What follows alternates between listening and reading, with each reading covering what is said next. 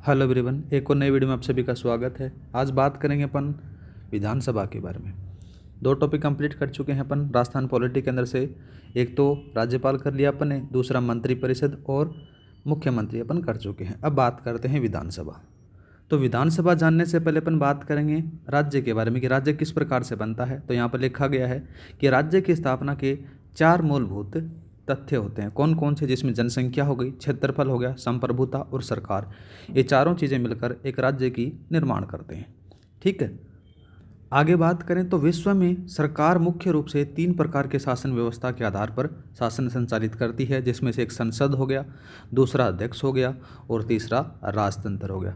संसद के बारे में बात करें तो ब्रिटेन आ जाता है, अध्यक्ष के बारे में बात करें तो अमेरिका आ जाती है और राजतंत्र के बारे में बात करें तो कोरिया आ जाती है, या फिर राजतंत्र बोले तो इसको तानाशाही भी अपन कह सकते हैं। ये तीनों चीज़ें यहाँ पर देखने को मिल जाती है। जैसे यहाँ पर ब्रिटेन के अंदर से संसद वाला जाता है, अमेरिका के अंदर से अध्यक्ष वाला जाता है और कोरिया के अंदर से राजतंत्र या फिर तानाशाही वाला यहाँ पर देखने को मिल जाता है। अब बात करते हैं अपन भारत किसको फॉलो करेगा? भारत फॉलो करता है संसद वाले को। ठीक है। तो ब्रिटेन की से प्रेरणा लेकर वो क्या करता है? संसद शासन व्यवस्था को अपनाता है। और कब अपनाता है ये चीज़ थोड़ी सी याद रखना, 1919 के अंदर से उसको अपनाता है। अब बात करते हैं अपन राज्य सरकार के बारे में, क्योंकि अपन राजस्थान पॉलिटी पढ़ रहे हैं तो राज्य सरकार पढ़ेंगे गाइज। तो इसको भाग 4 में बताया गया है। ठीक है। और बात करें तो राज्य विधानमंडल के बारे में अपन चर्चा करने वाले हैं। तो सबसे पहले बात करें आर्टिकल 168 के बारे में। आर्टिकल 168 क्या करता है कि प्रत्येक राज्य का एक विधानमंडल होगा, जो राज्यपाल तथा कुछ राज्यों में से एक सदन तथा कुछ राज्यों में 2 सदनों से मिलकर बनेगा। ठीक है। आगे बात करें तो राज्य विधानमंडल का गठन किस प्रकार से होता है? एक तरफ आती है विधानसभा, दूसरी तरफ आता है राज्यपाल और तीसरी तरफ आता है विधान परिषद। जो विधानसभा होती है इसको प्रथम सदन कहते हैं, लोकप्रिय सदन कहते हैं, अस्थायी सदन कहा जाता है, निम्न सदन कहा जाता है।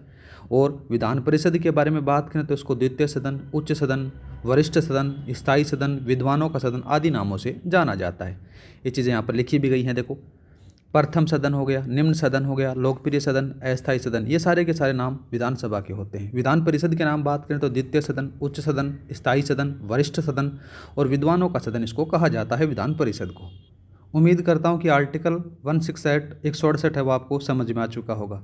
अब चलते हैं अपन आर्टिकल 169 के ऊपर। इसके अंदर से क्या देखने को मिलेगा आपको? विधान परिषद के सर्जन उत्साधन की प्रक्रिया देखने को मिल जाती। आर्टिकल 169 यहाँ पर लिखा भी गया है। देखो, इसके अंदर से बात करें तो विधान परिषद को भंग और बनाने की अंतिम जो शक्ति होती है वो संसद में निहित होती है। यह आर्टिकल 169 के अंदर से बताया गया है। ठीक है। संबंधित राज्य की विधानसभा 2/3 बहुमत से प्रस्ताव पारित करके संसद के समक्ष प्रस्तुत करती है। ठीक है, भंग करने के लिए और बनाने के लिए। दूसरा बात करें तो संसद इस प्रस्ताव को साधारण बहुमत से भी क्या कर सकता है? पारित कर सकती है। कोई ज़्यादा अलग से बहुमत करने की जरूरत नहीं है, साधारण बहुमत लेके जाओगे संसद में पास हो जाएगा। ठीक है। आगे बात करते हैं विधान परिषद के बारे में। तो विधान परिषद के बारे में बात करें तो उसको भंग करने और बनाने के लिए संविधान संशोधन की आवश्यकता नहीं होती। याद रखना, किसी भी प्रकार का कोई संशोधन नहीं कर सकते विधान परिषद को, उसको ऐसे भी काम चल जाएगा। 169 आपको समझ में आ चुका होगा। अब चलते हैं आर्टिकल 170 के बारे में। आर्टिकल 170 क्या कहता है? आर्टिकल 170 कहता है कि विधानसभा की संरचना किस प्रकार से बनती है, किस प्रकार से उसका संरचना हो सकती है। मैक्सिमम बात करें तो उसके अंदर से सीटों का बंटवारा होगा तो अधिकतम सीट 500 रख सकता है और न्यूनतम सीटें होती हैं 60 आपको देखने को मिल जाती हैं। 60 सीटों से भी कम वाले राज्य हैं जिनके अंदर से क्या है कि जनसंख्या के आधार पर सीटों का बंटवारा किया गया है।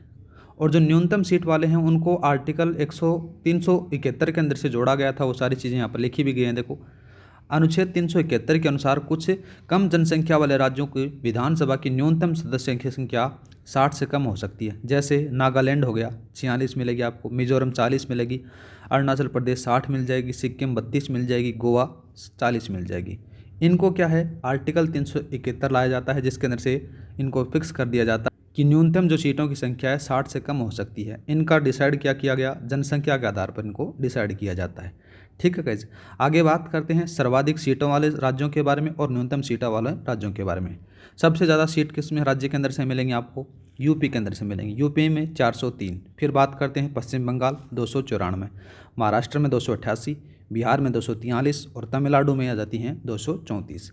राजस्थान में बात करें तो राजस्थान में इनकी संख्या 200 आपको देखने को मिल जाती है। आगे बात करते हैं न्यूनतम सीटों वाले राज्यों के बारे में। तो पुडुचेरी आ जाती है, इसकी संख्या 30, सिक्किम 32 आ जाती है, गोवा 40 और मिजोरम है इनकी 40। ये आपको देखना है। मैनमेंट्स अगर बात करें तो देखो गाइस कौन कौन सी चीज़ें आप याद रखोगे। एक तो ये वाली याद रख लेना, थोड़ा सा मैं पेन चेंज कर लेता हूँ। एक तो ये वाली याद कर लेना आप, क्योंकि बार बार पूछ सकता है, ज़्यादा वाली, ठीक है, और मिनिमम वाली। आगे बात करते हैं विधानसभा सीटों का मुख्य आधार क्या होता है, जनसंख्या होता है। जनसंख्या के आधार पर इनको सीटों का बंटवारा किया जाता है। अब बात करते हैं 84वां संविधान संशोधन के द्वारा यह निर्धारित किया गया कि 2026 तक विधानसभा सीटों का परिसीमन नहीं होगा, मतलब कि उनका विस्तार नहीं होगा। कब तक? 2026 तक, याद रखना, ठीक है। ये किस में बताया गया? ये 84वां संविधान संशोधन हुआ था उसमें बताया गया था, ठीक है। आगे बात करते हैं एक और संविधान संशोधन होता है जिसका नाम है 87वां संविधान संशोधन। इसमें से क्या बताया गया कि 2003 में निर्धारित किया गया कि विधानसभा सीटों का परिसीमन का भविष्य मुख्य आधार है वो 2001 की जनगणना होगी, ठीक है। 2026 तक सीटें वैसे की वैसी रहेंगी, कोई भी चेंज नहीं होगा। जैसे ही 2026 खत्म होगा उसके बाद में सीटों का परिसीमन या फिर उसमें से चेंजेस आपको देखने को मिल जाएगा। वो चेंज कैसे मिलेगा? जिसकी जनसंख्या ज़्यादा होगी वहाँ पर सीटें आपको ज़्यादा देखने को मिल जाएंगी। नेक्स्ट बात करते हैं कि विधानसभा के निर्वाचन क्षेत्रों का परिसीमन वही परिसीमन आयोग करता है जो लोकसभा के निर्वाचन क्षेत्रों का परिसीमन करता है। अब तक 4 परिसीमन आयोग गठित कर चुके हैं। कितने कर चुके हैं इनके बारे में याद रखना। कितने परिसीमन आयोगों का गठन हो चुका है? 4 का। कौन कौन सा? पहला प्रथम परिसीमन आयोग था 1952 में, दूसरा परिसीमन आयोग था 1962 में, तीसरा परिसीमन आयोग था 1972 में और चौथा था गाइज 2002 के अंदर से, ठीक है। अब बात करते हैं, आपने सीटों का तो बंटवारा कर दिया, अब सीटों का बंटवारा किस आधार पर होता है? विधानसभा में भी आरक्षण आपको देखने को मिल जाता है। कितनी सीटें SC ST को मिलेंगी, इतनी OBC को मिलेंगी, इतनी जनरल को मिलेंगी, वगैरह वगैरह देखने को मिलेगा। तो विधानसभा में आरक्षण के आधार पर बात करें तो SC ST के आरक्षण के बारे में अपन बात करते हैं। आर्टिकल 332 में बताया गया था कि यह आरक्षण मूलतः 10 वर्ष के लिए था। जब 104वां संविधान संशोधन के द्वारा 2030 तक SC ST की जनसंख्या के आधार पर आरक्षण प्रदान किया जाएगा, ठीक है। बाद में क्या दिया था? तो SC की जो सीटें होंगी वो राजस्थान के अंदर से 34 आपको देखने को मिलेंगी, ST की 25 मिलेंगी। लोकसभा के बारे में बात करें तो इनकी संख्या 4 और इस ST की बात करें तो 3 में देखने को मिल जाती है। तो इस प्रकार से इन सीटों का बंटवारा किया गया था। आगे बात करते हैं आर्टिकल 333 के बारे में। आर्टिकल 333 क्या है? थोड़ा सा याद रखना। आंग्ल भारतीयों को आरक्षण देने का प्रावधान देखने को मिल जाता है। किस में मिलेगा? आर्टिकल 333 के अंदर से। इसमें से क्या बताया गया था कि इसमें 104वें संविधान संशोधन द्वारा इनकी अवधि को नहीं बढ़ाया गया था, ठीक है। आगे बात करते हैं आर्टिकल 171 में। आर्टिकल 171 क्या कहता है कि विधान परिषद की संरचना किस प्रकार से होगी, किस प्रकार की उसकी संरचना होगी, उसके बारे में बात करते हैं। तो उसकी संरचना के बारे में बात करें तो विधान परिषद की अधिकतम जो सीटें होंगी 1/3 विधानसभा की सीटों की होंगी, ठीक है। आगे बात करते हैं विधान परिषद वाले राज्यों के बारे में। यूपी में आपको 100 मिल जाएंगी, महाराष्ट्र में आपको 78 मिल जाएंगी, कर्नाटक और बिहार में 75 मिल जाएंगी, आंध्र प्रदेश में बात करें तो 58 मिल जाएंगी, तेलंगाना में बात करें तो इनकी संख्या आपको कितने मिलेगी? 40 मिलेगी गाइज। ये विधान परिषद वाले राज्य हैं जिनकी सीटों की संख्या आपको बता रखी है। आगे बात करते हैं विधान परिषद में सीटों का बंटवारा किस प्रकार से किया जाता है। तो सबसे पहले बात करें तो विधान परिषद के विभिन्न सदस्यों को अलग अलग निर्वाचन मंडलों द्वारा चुना जाता है। अलग अलग मंडलों से इनको चुना जाएगा। साथ ही बात करें तो 1/3 सदस्य होंगे वो विधानसभा सदस्यों द्वारा चुने जाएंगे और 1/3 सदस्य होंगे वो स्थानीय निकायों द्वारा चुने जाएंगे और 1/12 सदस्य होंगे वो 3 वर्ष के लिए अनुभव वाले स्नातककारी हैं उनको चुना जाएगा और 1/12 सदस्य हैं वो बात करें तो माध्यमिक स्तर पर 3 वर्ष का अनुभव प्राप्त जो शिक्षक हैं उनको चुना जाएगा, ठीक है। और 1/6 सदस्य हैं वो राज्यपाल द्वारा मनोनीत किए जाएंगे, याद रखना। अब मनोनयन का क्षेत्र कौन कौन सा होगा? जैसे विज्ञान हो गया, साहित्य होगा, कला, सहकारी आंदोलन होगा, समाज सेवा, इनको मनोनयन किया जाएगा जो 1/6 सदस्य हैं जो राज्यपाल के द्वारा चुने जाएंगे।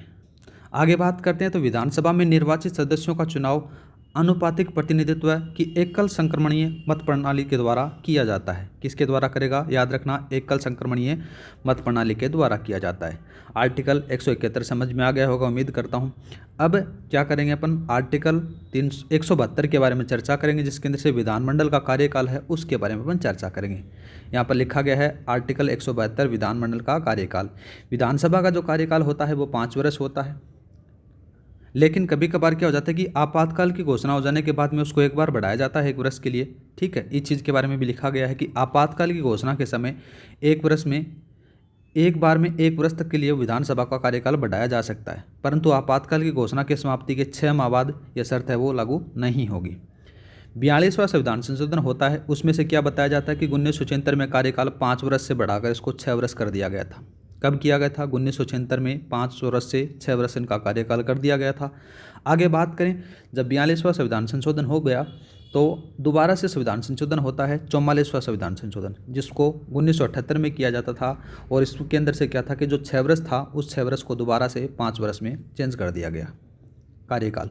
अब बात करते हैं 5वीं विधानसभा, एकमात्र विधानसभा थी जिसका कार्यकाल 5 वर्ष से अधिक रहा था। याद रखना कौन सी थी? 5वीं थी वो। आगे बात करते हैं विधान परिषद का कार्यकाल के बारे में। विधान परिषद का कार्यकाल क्या होता है? यह एक स्थायी और सतत सदन होता है। इनके सदस्यों का जो कार्यकाल होता है वो 6 वर्ष तक होता है। याद रखना किसका? विधान परिषद का। विधानसभा वालों का कितना था? 5 वर्ष है। ठीक है, और विधान परिषद वालों का 6 वर्ष होता है। प्रति 2 वर्ष बाद में क्या होता है कि 1/3 जो सदस्य होते हैं उनको सेवानिवृत्त कर दिया जाता है और उनकी जगह नए सदस्यों को शामिल कर लिया जाता है। आगे बात करते हैं आर्टिकल 173 के बारे में। आर्टिकल 173 क्या कहता है कि विधानमंडल सदस्यों का योग्यता के बारे में बात करते हैं कि कौन कौन से विधानमंडल के जो सदस्य होंगे जो इसके लिए चुने जाएंगे। पहला आ जाता है कि वह भारत का नागरिक हो। दूसरा बात करें तो विधानसभा में न्यूनतम आयु है वो 25 वर्ष आपको देखने को मिलेगी, और विधान परिषद में आपको न्यूनतम आयु है वो 30 वर्ष देखने को मिल जाएगी। और बात करें तो जो समस्त योग्यताएँ होती हैं वो संसद विधि बनाकर निर्धारित करते हैं। ठीक है, आगे बात करते हैं आर्टिकल 174 के बारे में। आर्टिकल 174 क्या कहता है कि विधानमंडल के 70 और सत्रावासन और भंग की प्रक्रिया के बारे में बात करते हैं कि विधानमंडल को किस प्रकार से अपन सत्रावास कर सकते हैं, किस प्रकार से भंग कर सकते हैं, उसकी प्रक्रिया के बारे में बात करते हैं। विधानमंडल में सामान्यतः 3 प्रकार के सत्र आपको देखने को मिलेंगे, एक बजट सत्र, एक मानसून सत्र और तीसरा शीतकालीन सत्र आपको देखने को मिलेंगे। कितने मिलेंगे? 3 सत्र देखने को मिलेंगे, बजट सत्र, मानसून सत्र और शीतकालीन। आगे बात करें तो दोनों सत्रों के मध्य, मतलब कि बजट सत्र और मानसून सत्र के मध्य अधिकतम है वो 6 माह से अधिक की अवधि नहीं हो सकती। मतलब इन दोनों के बीच में क्या है, ज़्यादा डिफरेंस नहीं हो सकता। 6 माह मैक्सिमम हो सकता है, उससे ज़्यादा नहीं हो सकता। अब बात करते हैं सत्र कौन बुलाता है। सत्र बुलाता है राज्यपाल। सत्रावास कौन करता है? राज्यपाल करता है। और सत्र का स्थगन कौन करता है? पीठासीन जो अधिकारी है उसके द्वारा किया जाता है। और सदन को भंग कौन कर सकता है? राज्यपाल द्वारा मुख्यमंत्री और मंत्रिपरिषद की सलाह से जो सदन होता है उसको भंग कर सकते हैं। आपातकालीन परिस्थितियों में क्या होता है कि आपातकालीन परिस्थितियों में राज्यपाल सलाह लेने के लिए बाध्य नहीं है। अगर कोई आपातकालीन स्थिति आ जाती है तो ऐसा कोई ज़रूरी नहीं है कि वो मुख्यमंत्री और मंत्रिपरिषद से कोई सलाह ले, वो अपने खुद के आधार पर भी उसको स्थगित कर सकता है। आगे बात करते हैं आर्टिकल 175 के बारे में। आर्टिकल 175 क्या कहता है कि राज्यपाल के अभिभाषण देने और संदेश भेजने की शक्ति का उल्लेख देखने को मिल जाता है आर्टिकल 175 में। आर्टिकल 176 में बात करें तो अनुच्छेद 176 क्या कहता है कि राज्यपाल की विधानसभा और विधान परिषद को संबोधित करने का अधिकार किसके पास में रहता है? राज्यपाल के पास में रहता है। आर्टिकल 177 के बारे में चर्चा करते हैं तो राज्यपाल की विशेष अभिभाषण देने की शक्ति है, ये अनुच्छेद 177 में देखने को मिल जाता है। थोड़ा सा इंपॉर्टेंट है, याद रखना। आगे बात करें तो राज्यपाल नवगठित विधानसभा और नव वर्ष के प्रथम सत्र में मंत्रिमंडल द्वारा लिखित अभिभाषण देता है, जिसे विशेष अभिभाषण कहते हैं। विशेष अभिभाषण किसको कहेंगे? याद रखना, राज्यपाल नवगठित विधानसभा या फिर नव वर्ष के प्रथम सत्र में मंत्रिमंडल द्वारा लिखित अभिभाषण देता है, जिसे विशेष अभिभाषण कहा जाता है। यह आर्टिकल 177 में आपको देखने को मिलेगा। महाधिवक्ता तथा मंत्रिपरिषद के सदस्यों को सदन की कार्यवाही में भाग लेने की शक्ति देखने को मिल जाती है। ये भी आर्टिकल 177 में आपको देखने को मिलता है। आगे बात करें तो महाधिवक्ता को सदन में मतदान करने का अधिकार नहीं होता। याद रखना, जो बैठक होगी उस बैठक में भाग ले सकता है लेकिन मतदान नहीं कर सकता। जबकि मंत्रीगण होते हैं उस सदन को मतदान करने के लिए वो सारे के सारे लिए कर सकते हैं। ठीक है, ओनली कौन नहीं लेगा? जो महाधिवक्ता है वो मतदान नहीं करेगा, और जो मंत्रीगण हैं उस सदन में मतदान करके जिससे वे सदस्य हैं वो उसमें मतदान कर सकते हैं गाइज। तो गाइज आज के लिए इतना ही।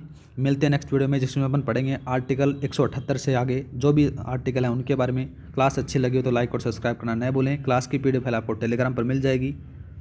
टेलीग्राम का जो लिंक है डिस्क्रिप्शन दे रखा है, वहाँ पर जाकर आप ज्वाइन कर सकते हो।